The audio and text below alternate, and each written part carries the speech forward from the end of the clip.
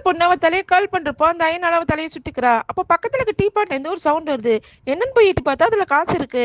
தலையை சுட்டுக்கிறா. மறுபடியும் அந்த டீ பாட்ல இருந்து சவுண்ட் வருது. எட்டி பார்த்தா மறுபடியும் அதுல காசு இருக்கு. ஒரு சேர்ல போய் வேகமா போய் இடிச்சுக்கிறா. மறுபடியும் அந்த டீ பாட்ல இருந்து சவுண்ட் கேக்குது. மறுபடியும் போய் எட்டி பார்த்தா அதுல காசு இருக்கு.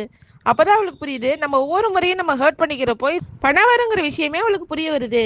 அவனோட பாய் ஃப்ரெண்டை வர வச்சு அதை பத்தி எக்ஸ்பிளைன் பண்றான். ஆனா அவன் அதை நம்பவே மாட்டேங்கிறான். உடனே அவனை எட்டி உதைக்கிறா. உடனே அந்த டீ பாட்ல இருந்து பணம் வருது. ஆனாலும் அவன் அதிர்ச்சியா பாக்குறான்.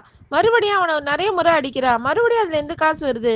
அப்புறம் தான் அவனுக்கு புரியுது இந்த டீ பாட்ல இருந்து பணம் வருங்கிற விஷயம். 2 பேரும் சேர்ந்து $50 மில்லியன் சேர்த்து வைக்கணும்னு பிளான் பண்றாங்க. அவங்க டென்டிஸ்ட் கிட்ட போறது, வேக்சின் பண்றது, டேட்டூ போடுறதுன்னு நிறைய விஷயம் பண்ணி பணம் சேர்க்கறாங்க. $30,000 மில்லியன் சேர்த்துறாங்க. அதுக்கப்புறம் அந்த டீ பாட்டை பத்தி விசாரிக்கிறாங்க. அது 2000 வருஷம் பழமையானதுன்னு சொல்றாங்க. அதை பத்தி ஒரு லைப்ரரிலையும் சர்ச் பண்றாங்க. அங்க ஒரு புக் கிடைக்குது. அதுல என்ன போட்டிருக்குன்னா, இதை யூஸ் பண்ணீங்கன்னா உங்க உயிர் சீக்கிரம் போயிடும் போட்டிருக்கு. ஆனாலும் அதை அவங்க 2 பேரும் மதிக்க மாட்டேங்கிறாங்க.